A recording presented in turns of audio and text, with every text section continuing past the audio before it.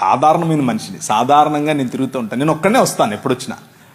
నాకు ముందు ఒక 10 మంది, వెనకలో 10 మంది ఉండరు. నేను ఒక్కడనే వస్తాను. నేను ఒక్కనే డ్రైవ్ చేసుకొని వస్తాను. నాకు రాజమండ్రిలో ఇల్లు ఉంది, అక్కడ ఉంటాను, చుట్టుపక్కల అన్నీ తిరుగుతూ ఉంటాను.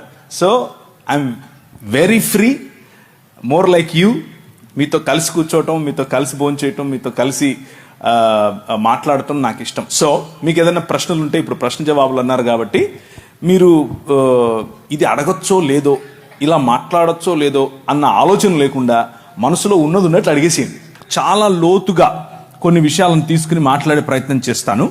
అక్కడ మీకు విశాలమైనటువంటి ఒక దృక్పథం, విశాలమైనటువంటి దేవుని రాజ్యానికి సంబంధించినటువంటి ఒక వైఖరి మీకు వచ్చే విధంగా ఆ సెషన్ ఉండబోతోంది. కాబట్టి చాలా క్రిస్ప్గా, అంటే తక్కువ సమయంలోనే ఈ ప్రశ్నకు సమాధానం చెప్తాను. భారతదేశం మాత్రం